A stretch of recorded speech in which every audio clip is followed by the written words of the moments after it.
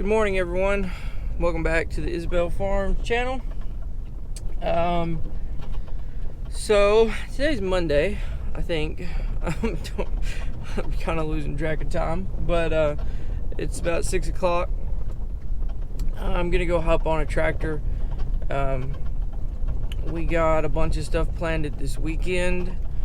We've been rolling pretty good. I think we have over 1,000 acres planted at this point, something like that. So that's really good.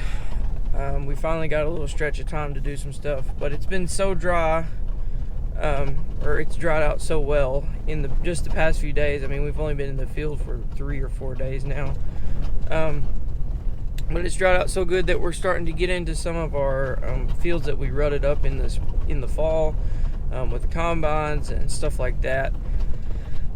Places where we that take a lot longer to dry out and that need a lot more field work. So yesterday I had to play music at church with Mom and Elena, and then I had some school projects that were done yesterday, so I didn't really get to work at all. And then Dad came home early and swapped off. He went to bed really early, and I think he said he was getting up about 3 a.m. this morning to go get on a tractor, and I think he's been on one ever since. So he's been on a plow, trying to plow some stuff so that when this rain hits today, which is why we're doing this, it's supposed to rain today. It's supposed to start raining about 9 o'clock, I think. So the skies are clear now, but the stuff is in the forecast, and it's already in the state. I can see it on the radar, so I don't know, we'll see how it goes, but he's been plowing so that if it rains, we can melt some of those claws down, some of those fields that were roughed down, and that way, as soon as it dries up again, when it dries up again, hopefully we will be able to plant those fields as soon as it dries back up, and it'll help them dry out faster. So I'm gonna hop on this 8RX. We've got it off the planter right now, and we've got it on a disc, and I'm gonna go try to disc one of the fields that's been pretty rutted. I was gonna try to get up a little earlier, but I'm so exhausted that I didn't really make it. So that's where I'm headed right now. I'll catch up with you in a minute, and we'll see how it goes.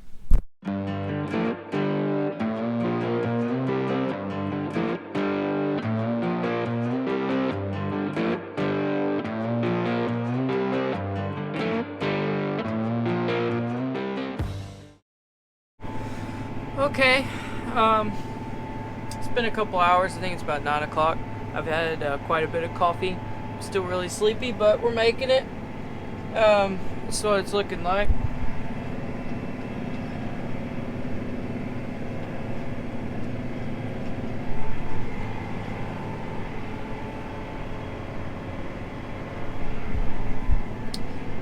It's very wet. There's no sugarcoating that. It's really wet, but it's dry enough to disc, which is really good because this is one of our most rutted up fields. Maybe not the worst. Well, definitely not the worst, but pretty bad. Uncle Carl rolled it with a snake killer roller in the water a lot. Well, I guess back in the fall, or maybe early this year. I'm not sure, but either way, we're discing it up, and it looks pretty good. I've gotten a lot of the field done, as you can see. I got just a little more to go over here. And it's not raining yet. The rain was supposed to move in at, I believe it was supposed to move in at 9, is what they were kind of predicting, and it's still not raining, so hopefully I'll at least get enough time to finish this field. Make a turn here and sit back up.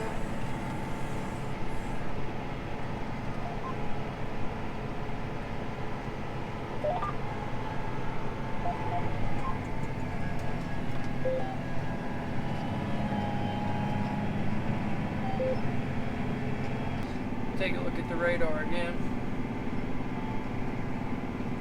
Yeah, I don't know if you can see that, but there's a lot of rain in the state. It's starting to build up, and it looks like it's probably heading this way, at least in general, but I don't think anything's going to hit us maybe within the next couple hours still. So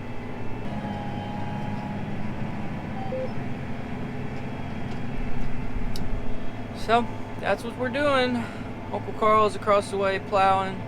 Looks like he's out in the other field now. I think Dad said he got out about 4:30 or 5 this morning.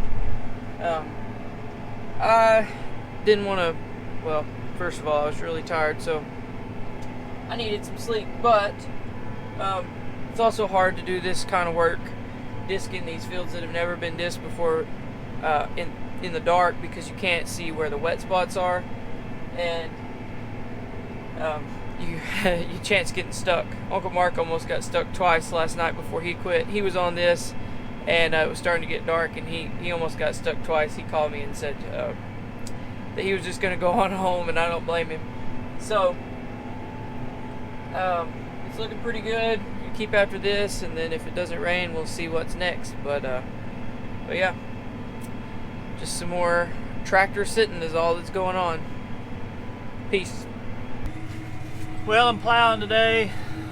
Harrison threatened me that I better make a video, so I wore my pretty shirt on my favorite tractor. I am plowing with one of our old DMI Tiger Mate 2s. These tools are really good for breaking open ground like I'm in right now. I'll try to show you a little bit of what I'm working on. Carl's over there on a rig similar to mine. This field is actually in really good shape. It's smooth, and we like to no-till if we can, but I don't know if you can see on this camera those weeds that are coming up right there, and all of this stuff in here, all of that mat that's on the ground. Those are weeds that are really hard to kill with any kind of herbicide, and it just ends up being cheaper and more efficient to plow it up. Whoa.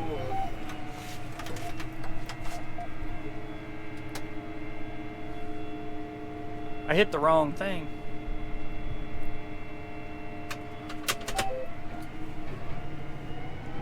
Backing up.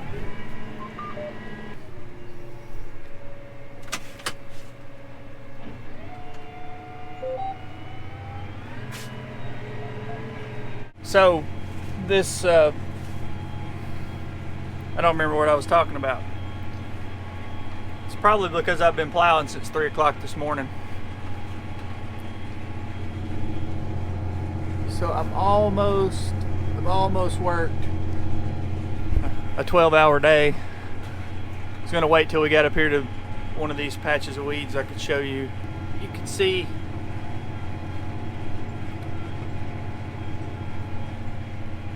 that broadleaf weed that's growing out here is an aquatic weed called creeping burrhead. Very hard to kill. I was talking to a herbicide representative one time about what might kill it, because it wasn't really listed on any of anybody's literature. What in the world? I am not even on my line. I need some sleep. I was talking to this rep one time and asking him what would kill creeping burrhead, and he scratched his head for a little while and he looked through some books, and he said, looks like the only thing that'll kill it is steel. I was like, okay, steel, that's never heard of that product. How do you who makes that? How much does it cost per acre? When do you put it out? Is it pre-merged? He said, no. He said, a plow, steel. The only thing that'll kill it is steel. I'm applying some steel today. We'll probably plow this once, let it dry a little bit, come back in with our finishing field cultivator, and then we have a decision to make, because with this heavy clay land that we farm, it's great if we can drill seed into a field like this without plowing it, because the drill does a really good job of putting the seed at the right depth, and if we get a rain or if we have to flush, it comes up and we get a good stand. But when we make these big clods, we have a lot of trouble getting stand. So, and the reason for that is the seed gets too deep. And unlike corn or soybeans, those kind of crops, rice needs to be planted fairly shallow. If we had just the right amount of rain, it would do fine. But if we get a big rain, 2-3 inch rain, that seed will end up being in this sloppy, muddy mess. And when it sprouts and starts to try to grow through the clods, it meets resistance. And if it's sloppy enough, the seed will actually push itself deeper. Instead of emerging, it will actually go deeper in the ground. And that can be a real nightmare and causes you have to replant the field. It's already May 2nd today. It's not too late for rice at all. I mean, this is actually still prime rice planting season. But we don't need any misses, especially on a year like we've had this year. We have had a really good week. We got in the field last Thursday. We no-tilled a lot of acres. We kind of ran out of the acres that we could no-till.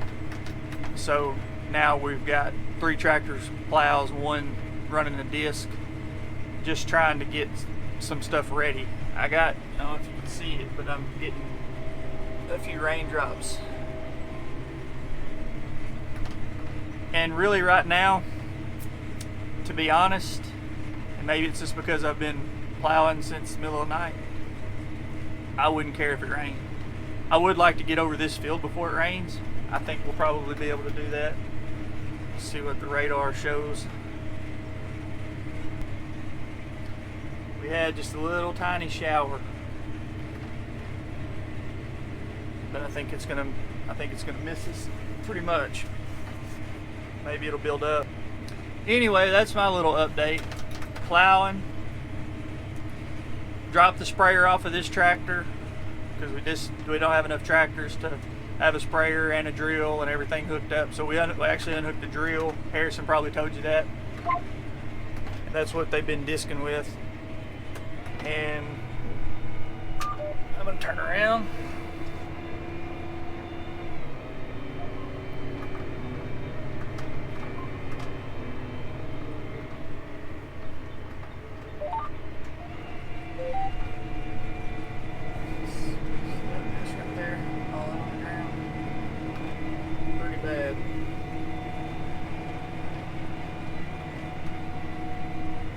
I was actually afraid that viney weed, which I don't even know what that stuff's called. I had some people look at it last year. Nobody could really identify it, but it's a mean one, and it was out here when we harvested last year.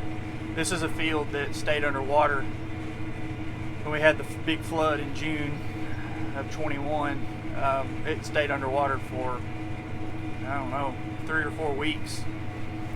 Still made a decent crop, but it had a lot of weeds growing in it by then.